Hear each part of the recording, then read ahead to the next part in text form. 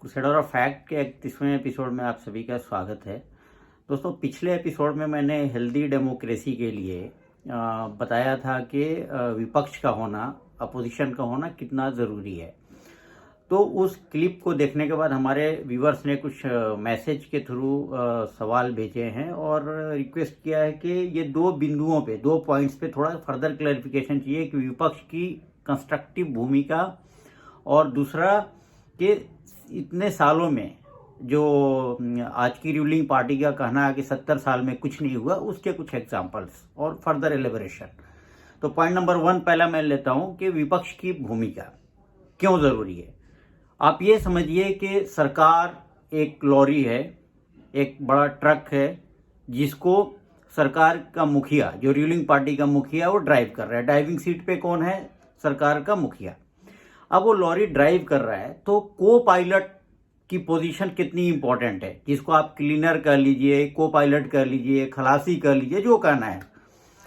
उसका रोल क्या होता है कि आपको प्रॉपर वे में गाइड करना। आप आगे देख के तो ड्राइव कर सकते हैं, लेकिन आपको बैक गियर भी लगाना है, आपको टर्न भी लेना है, ये सारी चीजें हैं। तो बहुत सपोर्ट मिलता है जो वो बोलता है और आपको बगैर देखे हुए उस पर भरोसा करना पड़ता है। ये दोनों का कोऑर्डिनेशन है, ट्रस्ट है। वो डेमोक्रेसी में वो ट्रस्ट बना रहना बहुत जरूरी है और डेमोक्रेसी के इतिहास में शुरू से ये होता चला आ रहा है।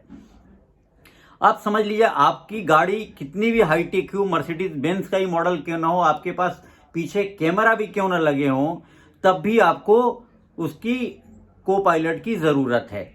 क्योंकि अगर आप बैक गियर ले रहे हो, आपकी गाड़ी कंटिन्यू ड्राइविंग में है, तो जो आदमी ड्राइविंग पे रहता है ना, वो खाली फ्रंट पे ही उसका फोकस रहता है। बिसाइड्स क्या क्या चल रहा है, दाएं बाएं आगे पीछे वगैरह, उसको उतना ज्यादा फोकस नहीं कर पाता है। उसके लिए विपक्ष का होना, को पायलट का होना जरूरी है, जो अवेयरनेस दिलाए। जैसे कैमरा चालू भी है उसका, चलो पीछे की उसको खुद भी दिख रहा है जो ड्राइविंग सीट पे बैठा है। कैमरे के का जो लेंस होता है, अगर उस पर डस्ट आ गया, मिट्टी आ गई, तो भी एक्सीडेंट का खतरा बढ़ जाता है। मोर रिवर जो ह्यूमन इंटेलिजेंस है, वो always better and reliable then the scientific ये जो इक्विपमेंट्स है। तो ये पॉइंट को समझना है। इसलिए मेरा कहना है कि कंस्ट्रक्टिव विपक्ष क्यों चाहिए डेमोक्रेसी में, ये पर्पज है। नंबर 2 में हमने जो बताया था कि 70 साल में जो आज के हमारे माननीय प्रधानमंत्री जी का कहना है कि देश में कुछ नहीं हुआ, मैं उसमें बहुत ज्यादा एलेबोरेट करना नहीं चाहता हूं। एक छोटा सा एग्जांपल दे रहा हूं। सरकार एक आदमी नहीं चलाता है, पूरी कैबिनेट होती है और पूरी शासन प्रणाली होती है। सारे आईएएस, आईपीएस और इवन एक कॉमन सिटीजन भी अपने स्तर पे काम करता है, वो भी सरकार की उपलब्धियां में ही आती हैं उसके टेन्योर में। तो 60 साल में इन सभी लोगों ने यहाँ पे 70 साल में काम किया है। मैं एक एग्जांपल सिर्फ आपको देता हूं, आप खुद उसको सोचिए। सरदार वल्लभ भाई पटेल गृह मंत्री देश के थे।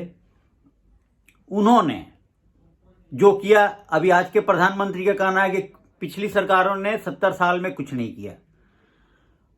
उन्होंने क्या किया, सरदार वल्लभ भाई पटेल ने, इतिहास भरा पड़ा है।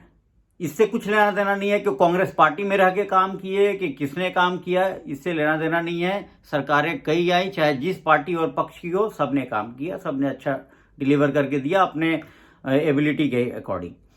अब मेरा एक ही सबमिशन है कि अगर किसी ने कुछ नहीं किया, इंक्लूडिंग ये भी तो उसी के थे ना, ये भी वल्लभ भाई पटेल भी उसी में आ जाते हैं जब किसी ने कुछ नहीं किया।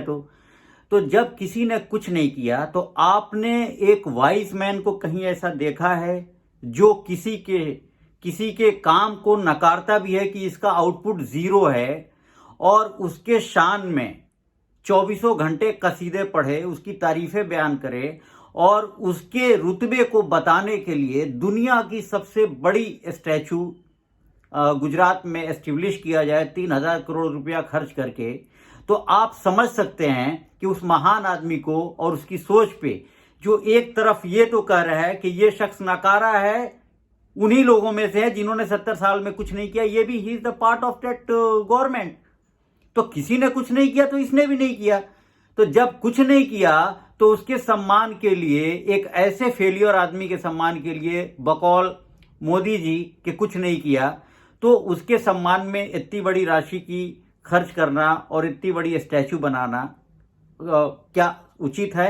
आप खुद सोचिए और जज कीजिए कि पिछली सरकार ने कुछ काम किया या नहीं किया। जय हिंद।